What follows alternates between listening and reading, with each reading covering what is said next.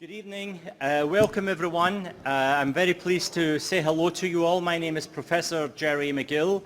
I'm the conference chair. I welcome you to our closing presentation of our conference on the Global Sustainability Challenge. This is part of our annual endowed conference series on the integrity of creation. Welcome to our streaming population, our visitors from around the globe. It's live streaming. And the videotapes are uploaded to the website just very shortly after the presentation so that those on time zones 8-10 hours away from us will have access to the material immediately. So globally, you're very welcome to be part of our conference. It's my honor to introduce Dean Phil Reeder. He is the Dean of the Bayer School of Natural and Environmental Sciences, who will introduce our speaker tonight. Phil?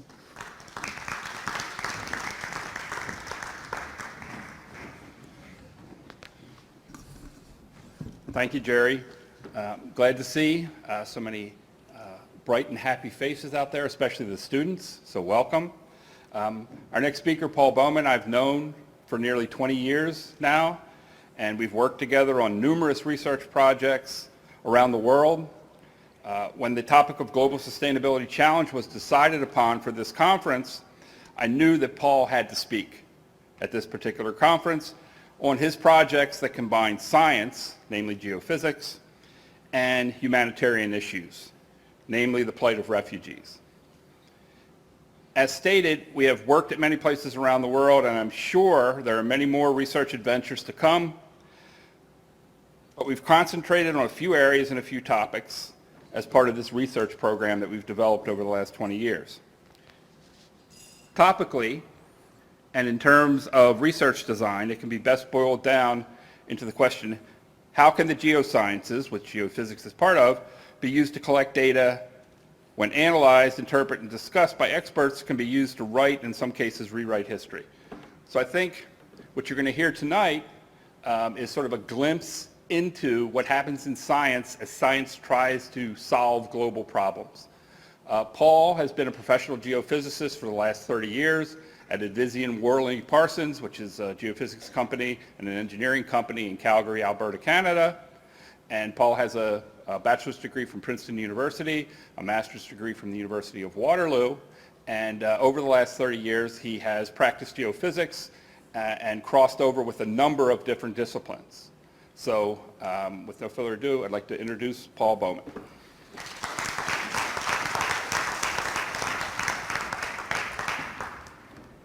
Thanks a lot, Phil. And certainly like to thank the university for inviting me here, and especially I can't believe it. Clearly there's nothing like a geophysical lecture to bring the crowds out on a Wednesday night.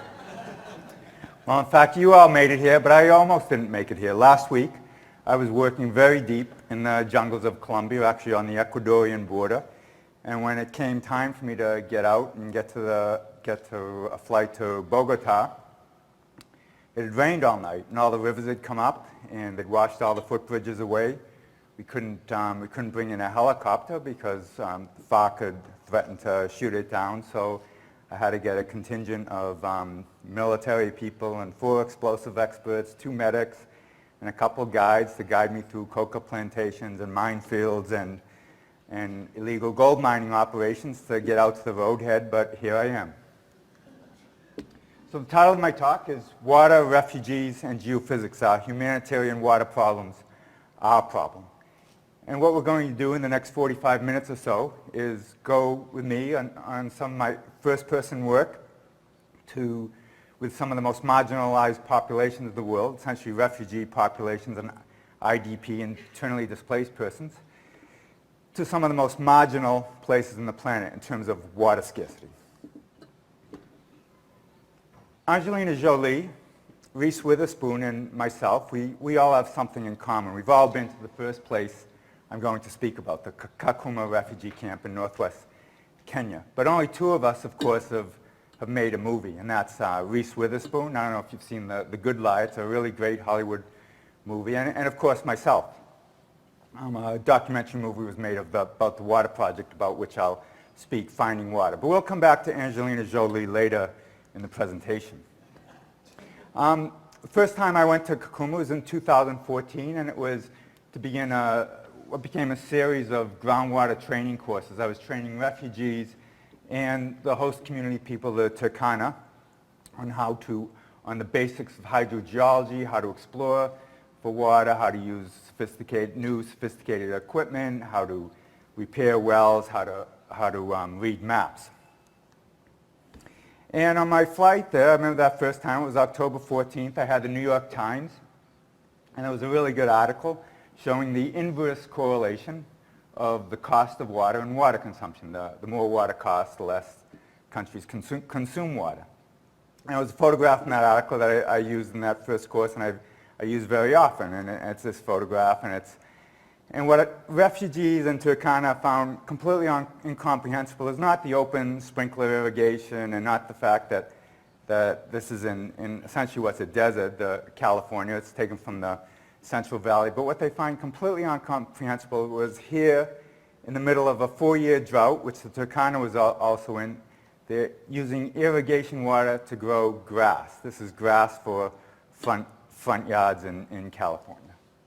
But similarly, Westerners, people in developed countries, and myself, I still find it incomprehensible that in this day and age, people can fall over dead literally from lack of water. And these photographs were taken by one of the students in my class, Peter Ekai, on a relief mission in the Turkana just last year. The Kakuma camp was first established in 1992. It was established as a refuge for the 30 to 40,000 lost boys, and they were mostly boys ages 6 to 16 that walked out of the Sudan in what was then the Second Sudan Civil War. And some walked for a year, some walked up to 3 years across the desert, jungles, reaching Ethiopia, eventually fleeing civil war there and coming to Kakuma. There's a photograph I took from a UAV, a drone. We're looking at Kakuma 4. Kakuma 1 was the first part of the camp was established, and then they built successive additions to the camp, the latest being Kalobeye. UNHCR, United Nations High Commission of Refugees, they define refugees as people fleeing conflict or persecution. Today in the world, there's 25.5 million official refugees. More than half of those refugees, they're not in the richest countries in the world. They're not in the United States and Canada or in Australia and Europe. They're in the poorest countries in the world. Pakistan, Lebanon, Iran, Ethiopia, and so forth. And of these countries, most are semi-arid, and of course the refugees end up in the most marginal, arid portions of these already arid countries.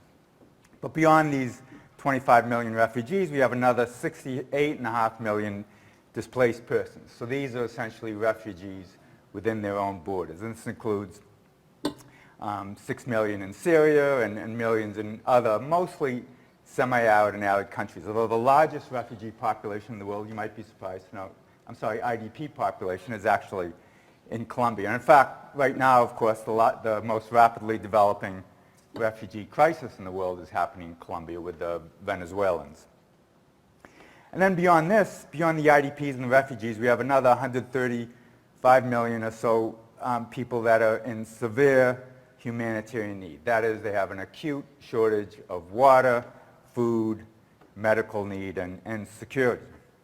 And there's no country that more epitomizes this today than Yemen, where two-thirds of the country is under severe humanitarian need, and about a quarter of the country is on the verge of starvation after having gone through the most rapidly developing cholera epidemic in the history of the planet. There's 500,000 refugees in Kenya. They're largely divided between two camps, the Dadaab camp in the east, where it's mostly Somali refugees fleeing civil war and drought, and then the Kakuma camp. In 2016, January 2016, when we carried out the project I'll be speaking about, there were 163,000 people there. Today it has a population of 186,000. People come from 19 different countries. When they first come, they live in tents, and then with time they build their own low shelters out of mud brick that they cover with tin roofs. A little more than half the refugees are from the Sudan and South Sudan, fleeing civil war and drought.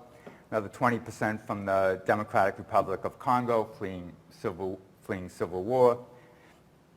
I'm sorry, from Somalia and then others from Democratic DRC, Rwanda, Ethiopia, Eritrea, Burundi, all fleeing political crisis, civil war, drought, various consequences of global warming. Geologically, the Kakuma camp, it sits on essentially a dish, this sort of kind of bowl of sediment, sand, silts, gravels, clays, and that's sitting on top of volcanics and surrounded by volcanics. You can see the rim of volcanic rocks in the background. The underlying volcanics are anywhere between a fraction of a meter to many tens of meters deep. Since 1992, UN has targeted fractures, saturated fractures in these volcanics for the water supply. And in all camps, they target 20 liters per person per day for the water supply, although in my experience since 2014, it's varied from 15 to 21 liters per day. So, give a little more geological context. Here's Kakuma in the northwest corner. It's sitting on the blue, the sediment, but right on the edge of this shallow basin, and this peach sort of lineament going south to north in Kenya, that is the east arm of the East African Rift Valley. So that's where east portion of Africa is ripping apart from the rest of Africa. So in 2016, when we did the project about which I'll be speaking, at that time the UN had 12 wells supplying the entire camp. They pump the wells for 10 hours overnight. The water goes from the volcanics, goes through a chlorination system up into half a dozen of these large overhead tanks. And then the next day, for a few hours in the morning and a few hours in the evening, the water is distributed to about over 400 tap stands scattered around the camp. So people, and mostly young children and mostly young women, line up in the early hours of the morning, so often before dawn, with their jerry cans, hoping the taps would run, hoping the pumps ran that night, hoping they'll get water. And of course, it puts them in jeopardy of missing school. It puts them in a vulnerable position for both physical and sexual abuse. So many abandon the lines. And they go out to the lagers, and that's the Turkana word for wadi or ephemeral riverbed. And they dig what are called these scoop holes, and they scoop out this untreated water full of fecal coliforms from human waste and animal waste and fill their water jugs and go home. As bad as the situation is for the refugees, it's actually much worse for the Turkana people. So the Turkana, they're semi-nomadic, pastoral people whose possessions, as you can see, harken back about 2,000 or 3,000 years to the biblical period. And their lives essentially revolve from going one scoop hole to another. They'll dig these shallow scoop holes in the sands and gravels of the lagers. And generally they'll find water within a month or so if it's rained within the last month. There was an article about northern Kenya and the drought that's been ongoing there in the March issue of the New York Times, and the headline kind of summed it up. Hotter, drier, hungrier, how global warming punishes the world's poorest. So clearly there's a problem with water quantity, but actually the story gets even worse. The water in the camp, by any guidelines from whether it's Kenyan, Canadian, World Health Organization, or US water quality guidelines, is essentially undrinkable. Fluoride concentrations are at, above, or way above the drinking water limits. Generally, most countries have drinking water limits of 1.5 milligrams per liter. And for instance, in this well, borehole 1, drilled by the UN, which has been in action since 1992, and this is a water test from 2014, the fluoride concentration is 10 milligrams per liter. The man on the left, Mohammed, he was a refugee in the camp for 9 years. As the doctors put it, he has the age of a 40-year-old man. He has the skeleton of a 90-year-old man. His bone structure is suffering from acute fluorosis from the consumption of high concentration fluoride. Fluorosis ossifies the bones, creates this rigidity, but yet at the same time this brittleness in the bone structure. So after teaching 2 classes to refugees in Turkana, when I went back the third time, we thought we would put our learnings into action. I thought we could improve the water situation in the camp. So the strategy was really quite simple. we would explore for river-connected sands and gravels, that is, old channels that may or may not exist, that may and may not be meandering through the camp. And here we're actually looking down at Kakuma 1, so this is the original camp established for the Lost Boys. And we would look for these old sand and gravel channels connected up to these larger rivers. And the idea being, first, there'll be shallower targets, so less expensive to drill.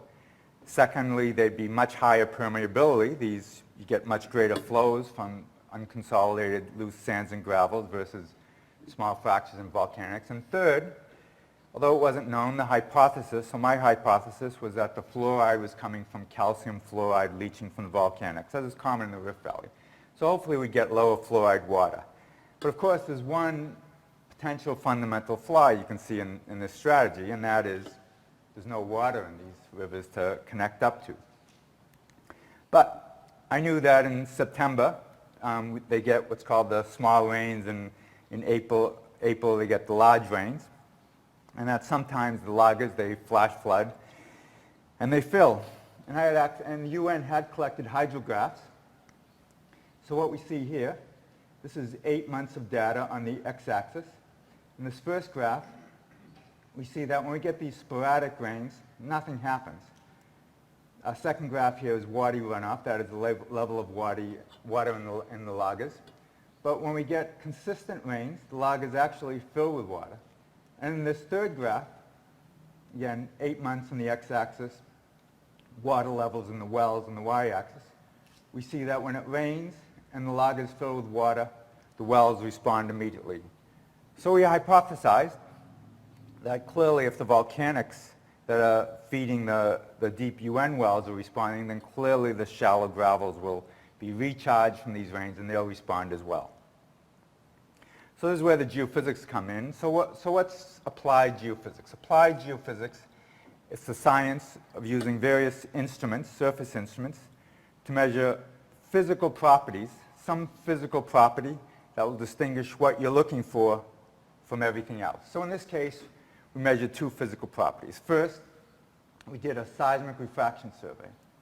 And quite simply, seismic refraction, we create an acoustic sound, whether it's from dynamite or a sledgehammer. In this case, we slingshot a 40-kilogram steel beam into an aluminum plate, and that creates an acoustic wave that travels through the earth, and we use geophones to measure its speed. So what we end up measuring is the speed of sound through the earth, and we end up with a cross-section of the velocity of the earth.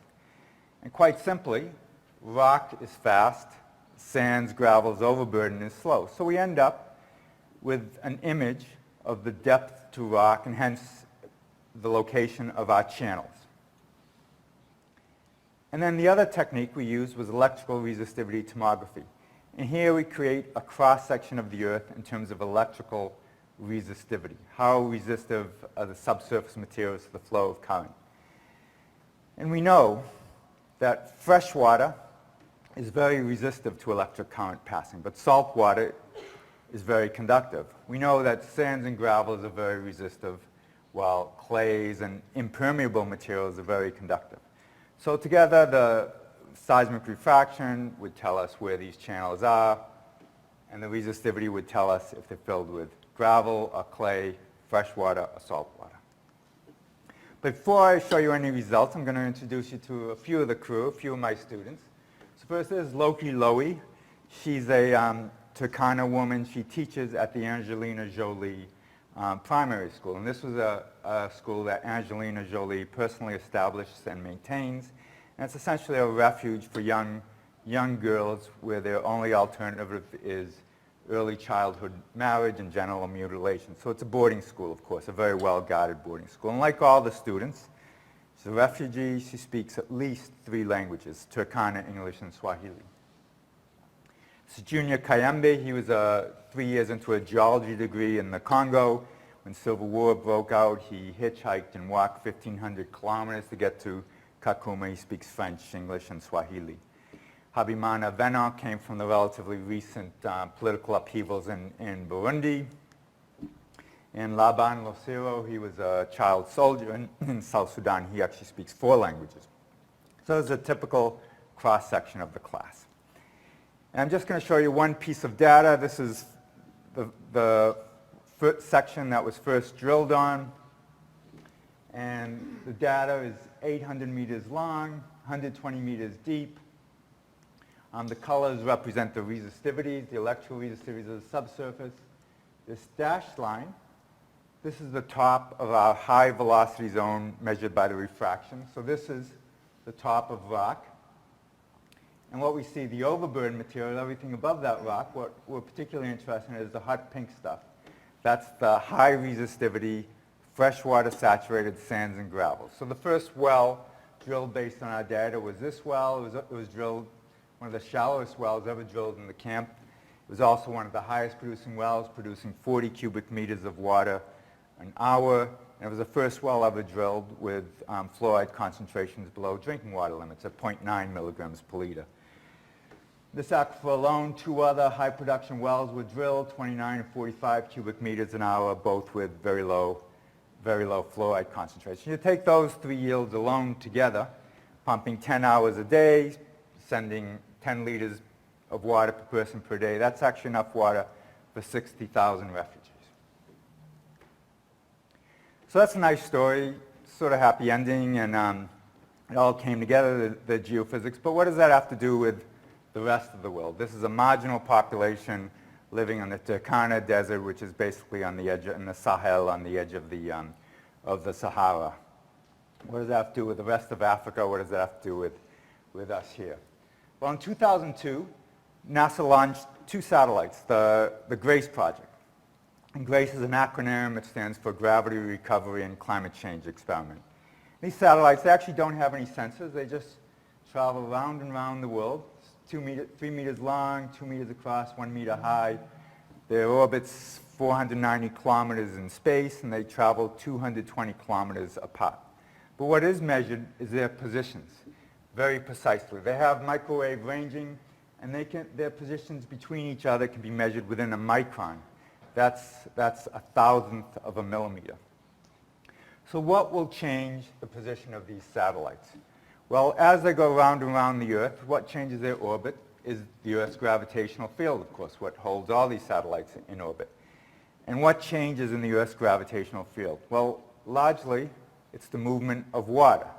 So changes in the ice caps, changes in sea level, changes in groundwater levels. So GRACE was launched in 2002. Its mission came literally to a crashing end in 2017, although NASA did launch a follow-up mission, has launched a follow-up mission. But it's only the last year or so that this data has been analyzed. And what's it telling us? Well, in short, what we see in these warm colors, they indicate losses of mass as identified by negative gravity anomalies. And what we see is that, well, in the ice caps, we're losing ice. No surprise, Greenland's losing ice, Antarctica's losing ice over much of the ice cap.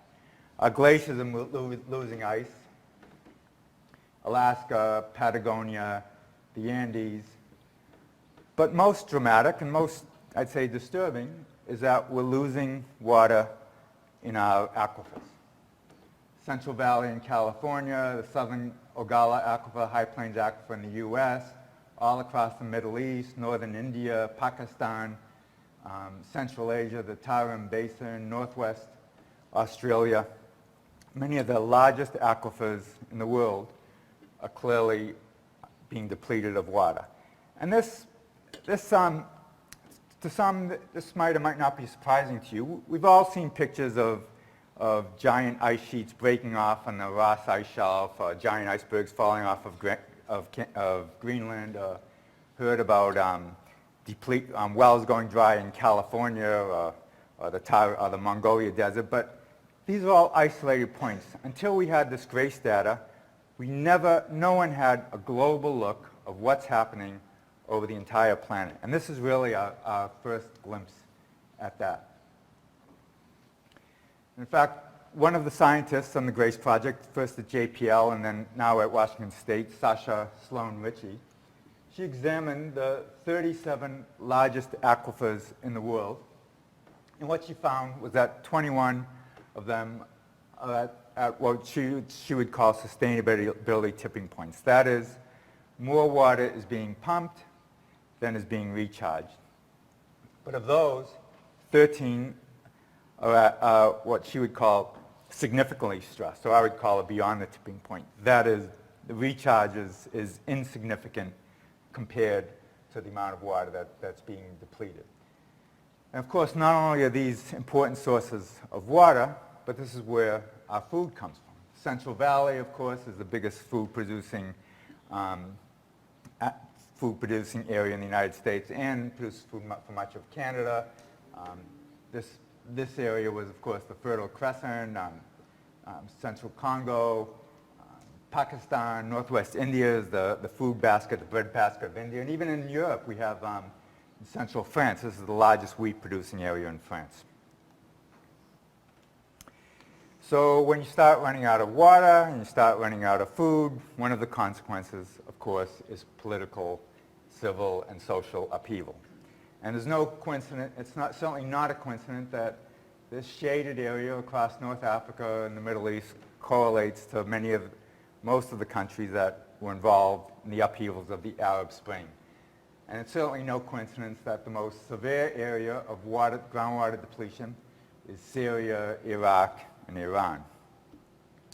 And it's been a few years now that a consensus has been reached, but among many, that one of the triggering points of the ongoing and brutal Syrian civil war was the beginning of the 2006 drought in Syria, followed by a complete lack of relief from the government monopolization of drilling contracts, of water rights, mass migration of farmers and their families to the cities and the outskirts of cities, creating a political tipping point. Another country in the Middle East that's suffering from the same set of circumstances, of course, is Yemen, that suffered from decades of water mismanagement, is now suffering from its own civil war. And I worked a lot in Yemen on 7 different water projects from the mid-90s up until 2002. And in fact, it's a wonderful country with amazing architecture and wonderful people and inspiring landscapes that I can tell you look a lot more like the Holy Land than the Holy Land. And here in southwest Yemen, I'll talk very briefly about one of those projects.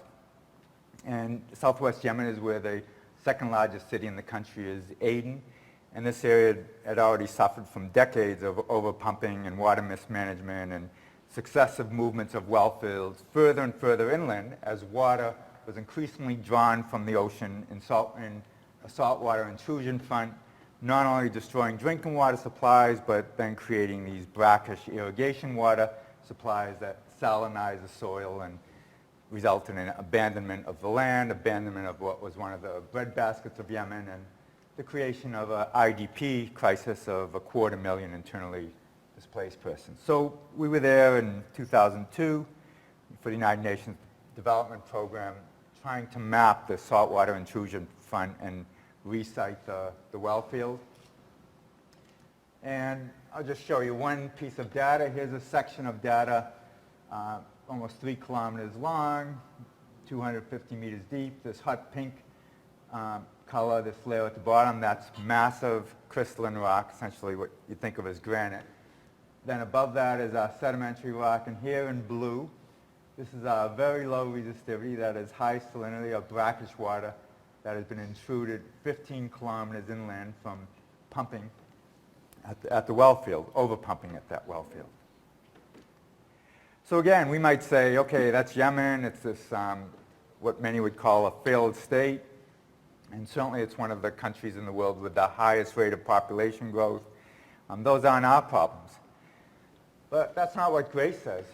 Here are 3 images from the GRACE satellite from California, 2002, 2008, and 2014, and we can see centered over the Central Valley, we have continuous and successive and severe groundwater depletion over what is, in fact, the most agriculturally productive area in North America. Another project we did was in 2016 because of the drought in California, the lack of rain in the Central Valley, farmers, and because of the complete lack of regulation in California's groundwater licensing, farmers went on to drill many, many wells, much deeper, than had ever been drilled before, pumping much more than had ever been done before, as well as the water districts taking a similar strategy. And this caused California's own problems of saltwater intrusion. So we did an electrical resistivity tomography survey, as you saw in the previous photograph, over a number of areas. And I'm just going to show you very briefly data over Monterey Bay. So this is a survey done from Santa Cruz all the way to Monterey, 50 kilometers. Now, it was already known, similar to Yemen, that the saltwater front intruded 15 kilometers inland. Of course they knew it, because when the water's fine until you start drinking salt water, and then you know you have a problem. So we were showing the state of California that, in fact, there's better ways to identify this problem before it's moved 15 kilometers inland. So here's the result from this tomographic survey over the entire 50 kilometers of Monterey Bay. And all these red spots, red hot spots, those indicate where we have, again, low resistivity, high salinity water. That's where overpumping is drawing the salt water inward, drawing the saltwater intrusion fronts inward. And what we see is that the saltwater intrusion almost everywhere at various depths. Clearly, it's a widespread problem. And this problem is not going to get better. The state of California, lots of countries, Israel, Kuwait, Saudi Arabia, countries in Europe, they think they can buy their way out of this problem. They think they can move water from other basins. They think they can build desalination plants, and they can. But this is very expensive. It's far too expensive to produce water for irrigation, and desalination has its own set of environmental consequences. So this is really just a temporary fix. And as this front page picture from our local newspaper in Calgary indicates, as a photograph from the Oregon coast, these problems are only going to get worse for a variety of reasons, including rising sea level. What does Grace say about rising sea level? Well, first of all, it shows that we're losing ice from the ice caps. Greenland, Antarctica is losing about 1/4 millimeter a year. Greenland's using 0.74 meters a year over the 16-year period from 2002 to 2016. And where's all this ice going to? Well, all this fresh water is being converted to salt water. This is other NASA satellite data from 1993 to the present, and we can see that sea level is rising at 3 millimeters a year. Okay, so we've gone to the deserts of Yemen, the deserts of California, mentioned Israel, Syria, but what about some of the rainiest places in the world? Are they still suffering from these same problems? Well, the answer is yes.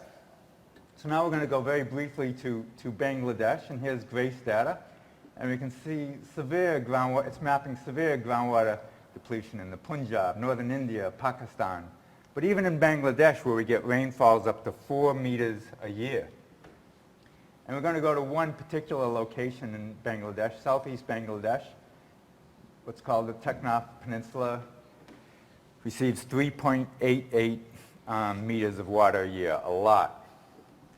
But Bangladesh, they receive 50 billion cubic meters of groundwater recharge a year, but they pump 53 billion cubic meters of groundwater a year. There's 170 million people living in Bangladesh, more than in Russia. And it's here in the Teknaf Peninsula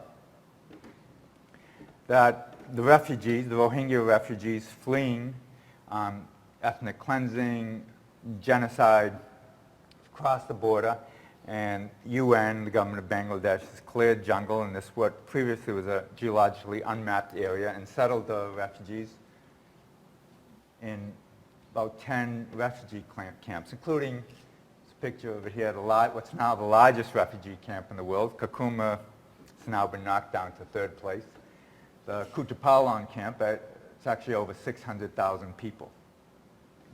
So what's the problem? It rains so much here. Well, in fact, it does rain a lot, but it only rains 7 months of the year. And 5 months of the year, it doesn't rain at all. So the UN has built reservoirs, but before the rains come, those reservoirs go dry. So we did a groundwater exploration project there, looking for more aquifers in which they could target groundwater wells.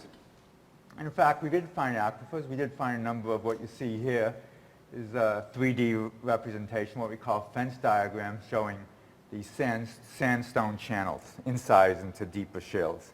And wells have been drilled and they do produce water, but it's not enough. It's not nearly enough for the number of refugees present there. So again, let's take another look at the GRACE data. And what I think you've seen is that these problems of depleting water supplies and declining water tables, they're not confined to what we would call failed states or desert states. They're common all over the world. They're transboundary problems. They're transglobal problems. They're not confined to any one nation or any one continent. And this is particularly noteworthy because clearly the decisions needed to address these problems, to address depleting aquifers across all of North Africa, severely depleting aquifers across many countries in the Middle East, across the most populated areas in the world, China, northern India, eastern Brazil, and combined with problems of ablating glaciers in the Andes and Patagonia, and even depleting aquifers in our own backyard in California and places that we rely on, not just water but food. These are global problems that demand global solutions and leaders that will look beyond boundaries. And we're realizing this at a time when we have many places around the world, we have leaders that are in fact promoting more so than ever their own national interests and in fact erecting both metaphorical and literal walls and fences and redefining their boundaries. But I don't want to leave you on a completely pessimistic note, especially as I would feel like I would be very negatively bookending this conference. So we're going to take a look at one more area, one more situation. And this is an area I've worked in three times over the last few years. This is northern Uganda in an area that's called Acholi land. So these are the Acholi-speaking districts of northern Uganda. And this is where Joseph Kony and the Lord's Resistance Army waged what became Africa's longest-running civil war from 1987 to 2008. In response to this civil war, partly in response to the civil war, the Ugandan government then and now under President Yoweri Museveni took 1.7 million, essentially the entire Acholi population, ripped them off the land, out of their villages, and put them into 200 what were essentially concentration camps. And these camps were known for having the highest mortality rates in the world. They were breeding grounds for cholera, AIDS, Ebola, other disease, and they were places of essentially cultural destruction where the Acholi people were oppressed and their educational system destroyed. 2006, the Acholi people began returning to their villages. They had to rebuild their villages, of course, and they had to rebuild their water supplies. So first in 2015 and then later in 2016, I went to Acholi land in cooperation with a small Israeli NGO, Israel Aid, started training Acholi people on how to explore for water, certainly how to take a big step improvement over water witching. We brought in geophysical equipment. We trained them to use the equipment, not only to use the equipment, but to process the data, to interpret the data, to site water wells, to repair existing water wells, to drill their own wells, and to test their own water quality. To do all this on their own, without the UN, without the Ugandan government, without NGOs, and especially without me. And in fact, these students who I've now worked with over 4 or 5 years, they've built their own small entrepreneurial groups. They brought water to their own villages. They've contracted out and bring water to other villages. They're contracted to UN and NGOs working on the Sudan refugee crisis. And they've even, as you can see here, they've even contracted to government agencies up in the Sudan and South Sudan outside the country. So this has gone well, and of course I can't finish here without showing you one set of geophysical data. And I should also point out that these Acholi people, unlike the refugees in the Kakuma camp, who are essentially the cream of the crop, because I had my pick of 200,000 refugees who would be in that course. And as you saw, refugees can come from very many backgrounds. Here, the students, their backgrounds were child soldiers, IDPs. Many had been born in these camps and grew up in the camps and had little education or no education. So here's a typical section of data, 600 meters across, 60, 70 meters deep. The hot pink underneath, that's crystalline bedrock that covers much of Africa, about 50% of Africa. It's called the crystalline basement aquifer of Africa. And as you can see, looking across the African landscape, there's no hint of what's there. And what we're looking for are these blue zones. And these are zones where the rock has weathered in place in what's called saprolite, where it still looks like granite and has all the texture and characteristics, but porosity has been created by the dissolution of certain minerals. It's saturated, and though it looks like hard rock, it's soft enough to drill manually, and you can get very good production wells, certainly enough for a village out of that material. And I'll just mention that in the 2-week third program I went there with the students, same students, the 2-week program I did in January of this year. We repaired wells in 12 villages, 1 university, 1 health clinic.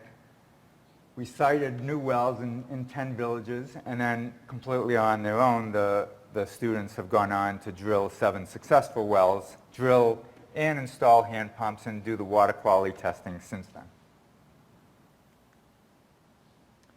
So finally, not so much in conclusion, but summarizing, I hope you've seen clearly groundwater, it's not just an important resource, it's a critical resource.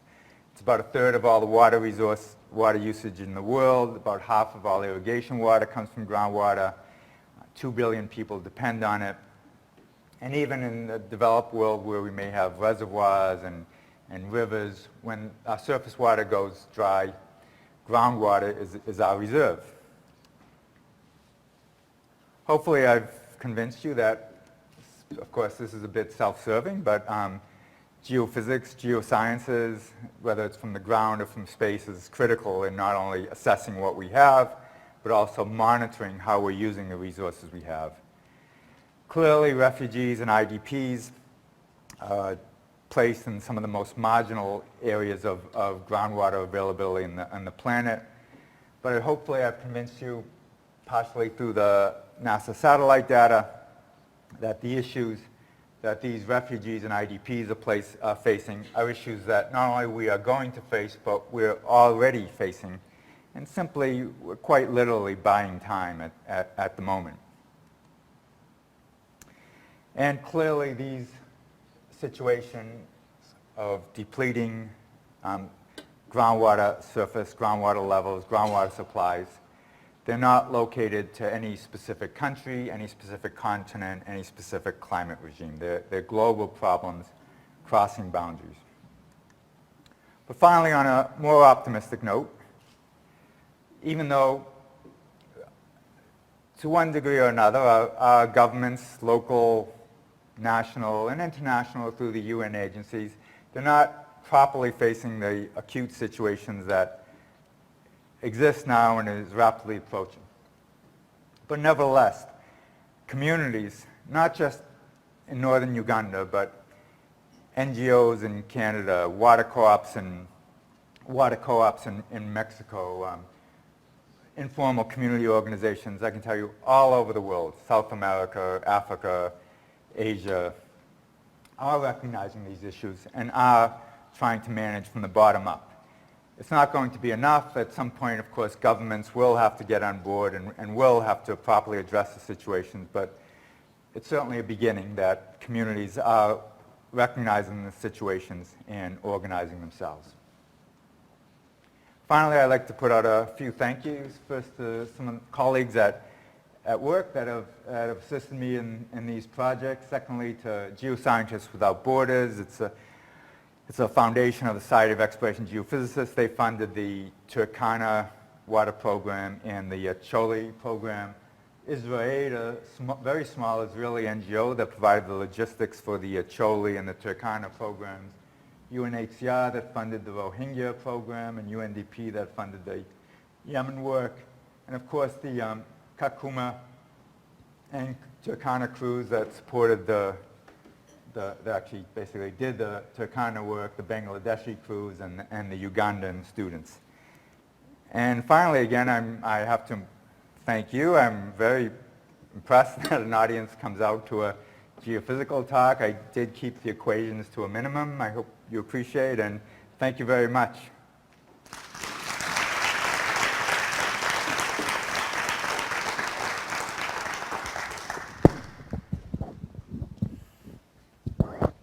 All right, thank you, Paul. The format that we've adopted for this conference this year is that we have our presenters present, and then we have a discussant kind of provide a few bits of food for thought, and then we move on to questions after that. So here are my foods for thought. So as I said, Paul and I, we've worked together for over 20 years at many places around the world. Mostly we've worked at 20 different sites in Israel, and in Israel we're trying to interpret locations and occurrences that are of biblical significance.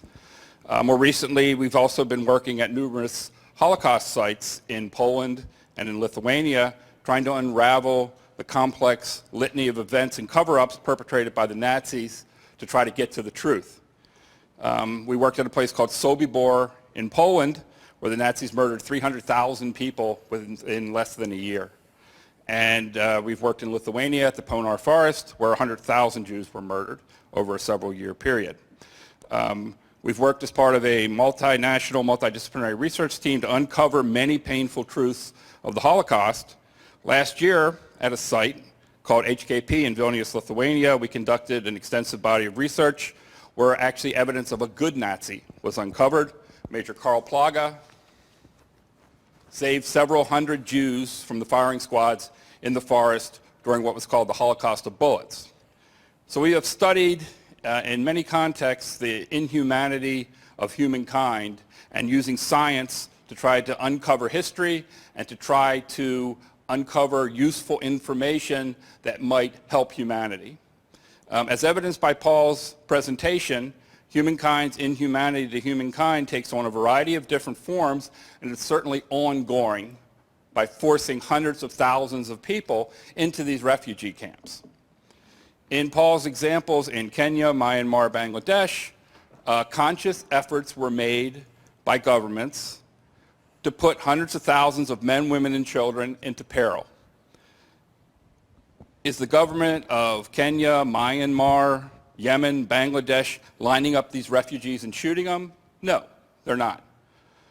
Are they putting them in an impossible situation where they can suffer a slow death by famine and disease? Most certainly, yes.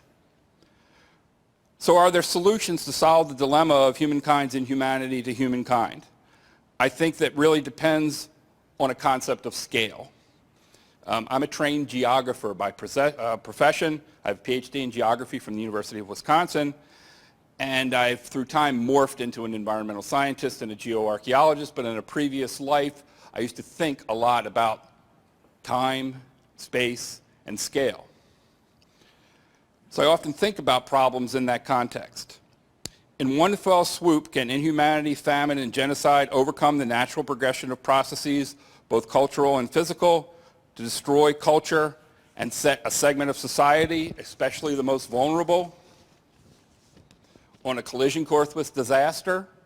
I think most certainly yes, and I think we've seen some evidence of that. So we ask, who are the most vulnerable? There are certainly many vulnerable populations globally, too numerous to quantify and discuss at a venue like this. In the context of Paul's presentation and the theme of this conference, refugees certainly fall into that population of being very vulnerable. Paul presented numerous examples of, to say the least, populations living in peril and on the margins. And this certainly hits home, particularly to me as an administrator here at a Catholic Puritan University, Duquesne, because two pillars of the Puritan mission are a profound concern for moral and spiritual values and attentiveness to global concern. So hence, this is a perfect venue to listen, contemplate, and discuss the global sustainability challenges associated with refugees. Through the lens of Duquesne, to think about these vulnerable populations living on the margins, we have to ask the question, what can we do?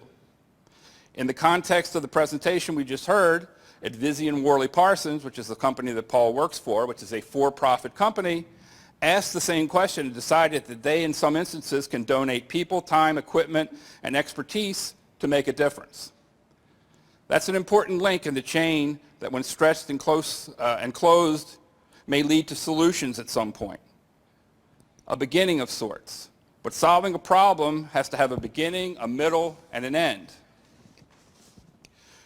So I ask, where's the silver bullet? The silver bullet is the secret that you need to know to solve a problem. And I honestly don't know where the silver bullet is in a problem like this. Do we know where maybe some fragments of that silver bullet are? And can they be gathered together to make the whole eventually?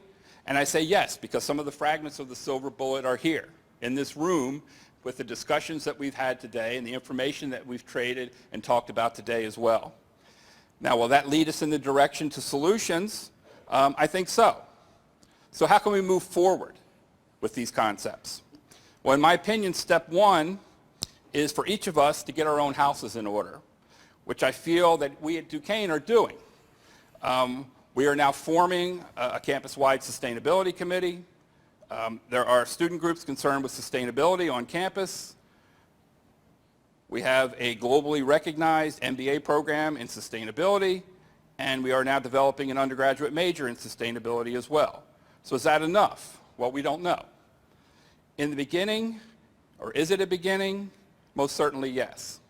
As Robert Schroef talked about in his talk earlier today, in his outstanding presentation, Duquesne is educating students in the community to be enactors of change. So the students in this room, whether you know it or not, you are enactors of change. To be prepared for what needs to be done to lead us into whatever the future holds. Information can be a powerful tool. So we need to spread knowledge, organize, and as educators feel that we've prepared the next generation of educators, business persons, entrepreneurs, politicians, clergy, tugboat captains, agriculturalists, whatever your profession might be, to face the challenges of the future and to have an educated population that is ready, willing, and able to deal with those challenges. So with that said, one of the concepts is that we need to get our own house in order, and I think at Duquesne we're doing that, and I sort of challenge everyone else in your personal life or in your business life or in your larger life is to get your house in order, to think about the fact that we only have one planet, and it is our home, and as in Laudato Si from Pope Francis, we need to preserve that home. So with that said, I'm going to ask Paul the first question. And what I'm very interested in is that I know that Vizian Worley Parsons is one of the largest engineering companies in the world. And how did a company that is so immense and has so many tentacles around the world decide that they needed this sort of philanthropic arm to be able to send its very expensive equipment and its very well-trained technicians and operators around the world on projects like this? Well, Phil, I'm tempted to be humble and I mean not to be humble, but to tell you what a great company is and this and that. But the truth is, actually, I personally own all the equipment, and I have an amazing group that's been working with me for about 25 years, and generally our philosophy, our personal philosophy in the group, it's not necessarily a corporate philosophy, our personal philosophy in the group is if a program's worth doing, we will do it regardless of any financial compensation, even if we do it on our own vacation time, which we did on the Turkana program and all the Uganda work. And so yeah, it was basically, I have to say it was an individual decision of myself and staff in my group. And the company was certainly generous enough to let us go. And we had our jobs when we came back. But yeah, I'll applaud my crew, and I guess I'd say the company gave us the freedom to do what we wanted. And I guess I'll speak even to generally what I see in corporate programs like this, where, for larger companies, that quite often when large corporations do support programs like this, they do it under the guise of philanthropy, but it's very often, I'd say most of the time, the reality is it's business development in disguise. And I can tell you, Kenya, for instance, it's almost a little hysterical, because Kenya certainly was, and I was so pleased to be going to a place that was clearly just a humanitarian need, and there was no reason for me to be there other than to find water for these refugees, because Kenya produces no oil and gas and never produced oil and gas. But while I was there, there was a big oil and gas discovery in the Turkana, a few tens of kilometers from where I was.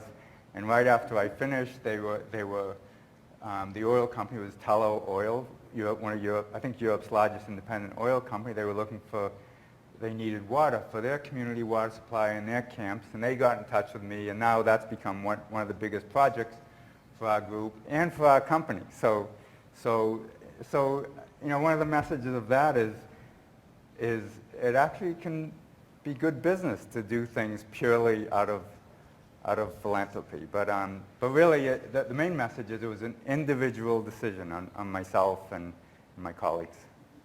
Sure, thank you. So we'll take questions. There's a microphone coming. So I was interested in your work in Bangladesh, and it's been known for quite some time about the arsenic problem. And again, you have to weigh the positives and the negatives, but did you encounter any arsenic in the wells that you found in Bangladesh, or in fact anywhere else in some of the work that you were doing? Well, unfortunately, any question you might ask could turn into a long story, but the short of it is I was certainly very aware of the arsenic situation, and the UN is very aware of the arsenic situation. UNHCR was hiring us, and every well, of course, was tested arsenic. And that particular part of Bangladesh, because it's a very different geological environment than the Delta area, has no arsenic. And I'm going to tell you a little bit of an arsenic story. I lived in Indonesia for 5 years. I speak Indonesian, not as well as I used to, but after the 2004 tsunami, I was seconded by UNICEF to assess the impact of the 2004 Boxing Day tsunami and begin the redevelopment of water supplies in Aceh province in Indonesia. And there was a lot of water well drilling going on, and at that time I recognized the type of geological environment. I strongly recommend to UNICEF to test for arsenic, and they refused. They were saying we don't want to turn this into a science project, and that's ridiculous, and they just need water, and there's no indications of arsenic. So on my own, I took wherever I was doing wells, I filled up water coolers, and I did $5,000 of arsenic and other trace metal. I wasn't just scared of arsenic, but other trace metal analyses back in Calgary. In fact, there was tremendously high arsenic problems. And when the same day I reported those results to UNICEF, UNICEF and the British Geological Survey, BGS, were sued by the Bangladesh government for billions of dollars. And a lot of people probably don't know. In the 1970s, 80s, it was called the Water Decade, UNICEF and the British Geological Survey, they said, look, Bangladesh, it was a kind of poster child country, new country, lots of water, rain, everyone was using surface water, but endemic gastrointestinal problems everywhere. So let's move these people to groundwater. So they drilled not thousands of wells, but hundreds of thousands of wells. And most of those wells had high to extraordinarily high arsenic. And it became, and it still is, the largest mass contamination of a human population on the history of the planet. About 120 million people are drinking arsenic-contaminated water. So anyways, they were sued, and once UNICEF saw that these samples were really high in arsenic, they took it seriously. But unfortunately, they took it too seriously, and they abandoned the groundwater program and went to surface water pipelines from river to bring on arsenic, and which was almost worse. They had a knee-jerk reaction instead of just targeting aquifers that were low arsenic. And that sort of brings to another maybe point in my presentation, a subliminal point, is that, obviously there's not millions, but billions of dollars being spent on aid in general, and especially water issues in refugee camps and aid situations. But there's not actually a whole lot of science going on, and a lot of it is drought, quick, let's go in and drill wells, and there's no thought where to drill, what types of wells, what's the geology, what's the water quality, and the whole world, and especially this humanitarian aid stuff, could hugely benefit from just a little bit of science. So sorry about that long-winded answer rather.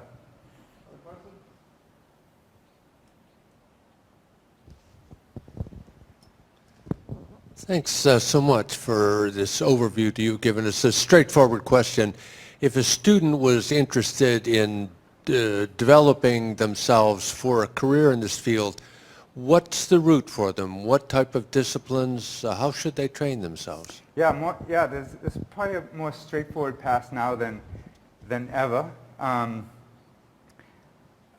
first, I guess I would advise to any student, look what your interest is. I mean, water and geophysics is mine, and this was a nice path, but in all these camps, they need everything. For instance, they need pharmaceuticals and social counseling and psychosocial counseling and trauma counseling and anything to do with anything medical and logistical support and computer training, and anything's possible. So develop a skill, find out what you like, develop a skill.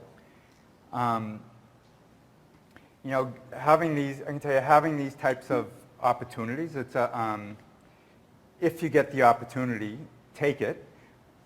Working in a lot of this humanitarian work, you might think, sitting in school, boy, they'd be so happy to have me, but to a large degree, a lot of this work, it's closed shops of NGOs and UN agencies. For many of these organizations, it's a business, and people want to stay employed. Being here, and I don't know what's available here in Duquesne, but being here in Duquesne, I imagine you might have certain avenues available through the Catholic Church, which has a number of charities, and I can tell you some of them are very good, working in all kinds of humanitarian situations around the world. Develop a skill, look for opportunities, be willing to do anything, don't get frustrated. Learn a new language. I can tell you that's tremendous value. Learn a new language. Go camping in the winter in a tent without a floor. Learn how to put up with miserable conditions and enjoy it. And there's no single thing I can tell you, but those are the few of them.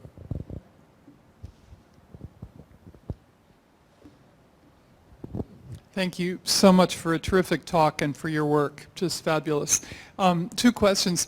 You touched on desalinization, but sort of passed over it, so I just wanted to draw you out on, we know they're expensive and so on, but can you give us a sense of where that industry is, desalinization? And then can you help us understand a little bit more, since our press does so little on the Yemen situation? We know Syria, certainly drought-induced civil war and so on, but can you elaborate a little bit more on Yemen? Yeah, I mean, I largely know just what I read in the newspapers, but first desalination. desalination has really exploded in a lot of countries in the world and will continue to develop. Generally, the world looks at it as an environmentally benign approach to alleviating drought and water supplies. And a lot of it is, I'd have to say a lot of it is a bit Pollyannish or propagandish. I mean, there's a book many of you may have read, Let There Be Water, for instance, and it's about the miracle of the Israeli water situation, which is very impressive. They've done a tremendous job managing water supplies, and it's a country in the Middle East that actually has a surplus of fresh water normally in a part of the world that is clearly sorely lacking. But nevertheless, there's been tremendous costs. They've fully used all the water that's allocated to their streams. The natural systems are disintegrating.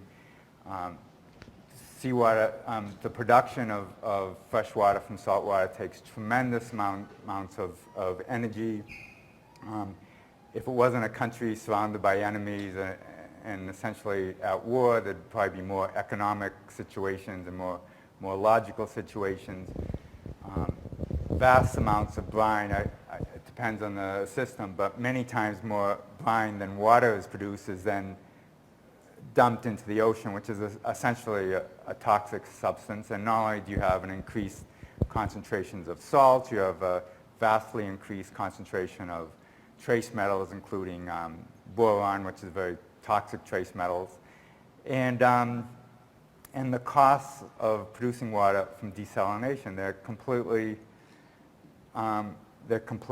impossible to justify the use of that type of water for irrigation. Even for a country, for instance, like Saudi Arabia, that embarked on a path of food independence after '73 and the U.S. oil embargo, but they not quickly, but by 10 years ago, they essentially completely emptied their main aquifers, and now they're almost entirely dependent on salt water. And they're still trying to produce food, but of course it's at a very hefty cost and largely for sovereignty issues. So, as a path of last resort, of course you need fresh water, but conservation, reduction, exploitation of sustainable groundwater reserves, these are all capture of rainwater, construction of reservoirs. There's many other pathways to take first before desalination. And then in terms of Yemen, largely I know what's in the newspapers. It's a crazy war. I mean, you have the country being destroyed, and there's really no Yemenis fighting. I mean, for all practical purposes, it's the Saudis supported by Britain and Canada, and largely by the U.S. fighting the Iranians with Yemeni soldiers on the ground, and the actual people that are suffering are not seeing Americans or Canadians or Saudis or Iranians. The Yemen, of course, was a very high food production area in the Arabian Peninsula in general because of its relatively generous rainfall, but it already had a history of overpumping from bringing in large mechanized pump systems, and then the war, the shutdown of the port, the inability to bring parts in, the inability to import food has turned what was already a bad situation into a catastrophic situation. Sana'a, the capital, it's a city of over 2 million, has quite literally run out of water. We actually did a groundwater modeling project in the early 90s predicting that, and now it has literally run out of water. All the water in Sana'a is trucked in. Aden's running out of water. Taiz, another major city, I think they turn on their water pumps one day a month. There's water. The whole place is a basket case. And of course, when you start running out of water, you your sanitation and hygiene systems collapse, and that is what leads to cholera. And cholera, of course, exacerbates famine, starvation, and other disease. And last year, a few months, Yemen had over 500,000 cholera cases, and over 500,000 more have already developed this year. There's never been an outbreak with so many cases in a single country ever in the history of the planet. Actually, the UN, because it's so difficult to send people there, the UN has actually developed some pretty good models to predict where the next cholera outbreaks will occur based on rainfall and drought and pumping predictions and so forth. And there's no end in sight right now. The port of Hodeidah is still blockaded, still embargo, food production's down, people have no money to buy food, so the situation is not going to change in the near future.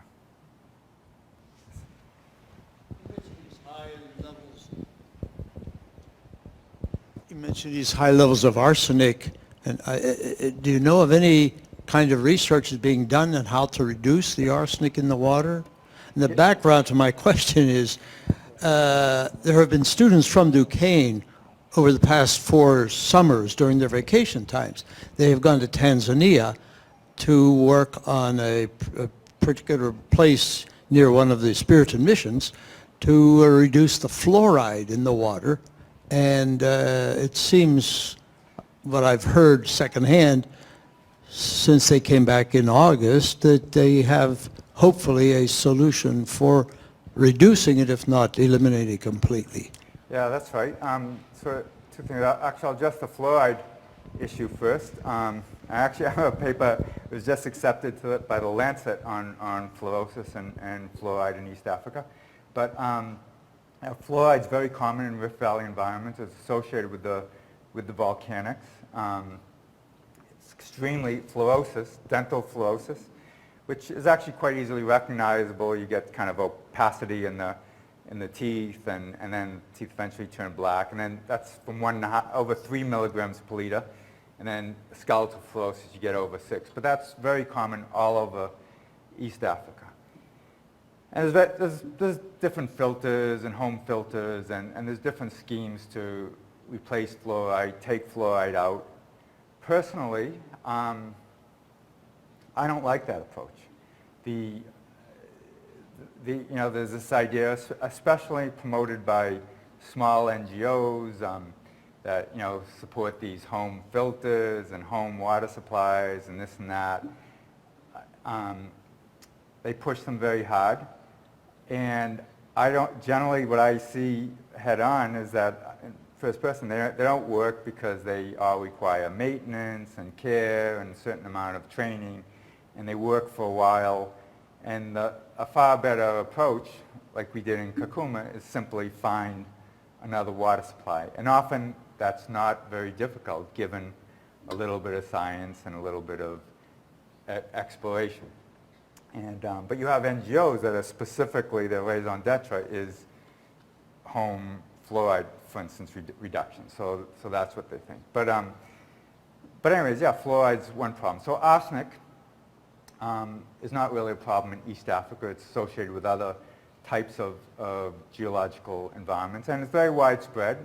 There's aquifers, lots of aquifers in the States, and I can tell you the Bush administration, their response to high arsenic in a lot of Midwest and places in the United States was to raise the drinking water standard of arsenic from 10 parts per billion to 50 parts per billion, because they didn't want to put the money into upgrading water treatment facilities. And yeah, arsenic is easily treatable. Places like Bangladesh, where you have lots of rain and multiple aquifers, and there I would suggest the obvious, and Sumatra, northern Sumatra, the obvious avenue is to just identify a different aquifer. But other places, like certain places in the States and China and places that are more arid, other options would be to, and industrialized nations would be to incorporate arsenic treating systems. And on a home environment, they can also be done. You can build these small iron filters from iron filings, and there's various contraptions that can work and do work, but they all require some maintenance and training to optimize. There's no simple, no maintenance solution except finding a different aquifer.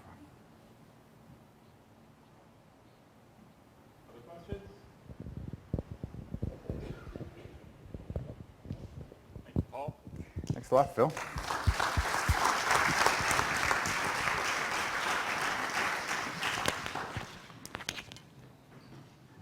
Paul, thank you very much.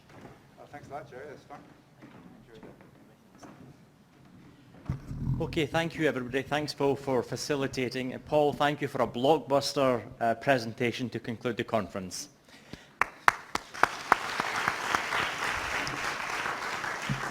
Now I have a few thank yous to give, so if you would hold your applause and then give a roaring applause at the end, that would be very nice.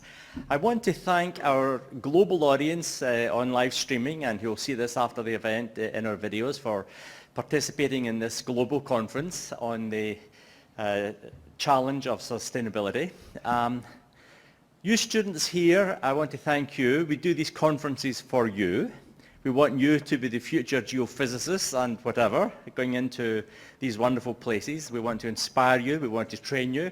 We want you to go forward as our champions. So thank you for coming along, and all the others who attended over the conference. A special word of thanks to our sponsors, our Spiritans. This is a Spiritan University. This conference celebrates the spirit and mission of the university, and in particular the Spiritans who come from afar each year, from Rome and from Ireland and so on. Thank you all, the Spiritan community here, and our foreign guests. Let me also say a special word of thank you to a wonderful group of people who planned this, the conference committee, an interdisciplinary group across the university, who spend an enormous amount of time planning this. It takes a year to set up and plan. And finally, a word of thanks to the graduate students of the university who work in this, and to our conference coordinator, Glory Smith, without whose meticulous eye for detail, we could never have this success. Thank you all indeed.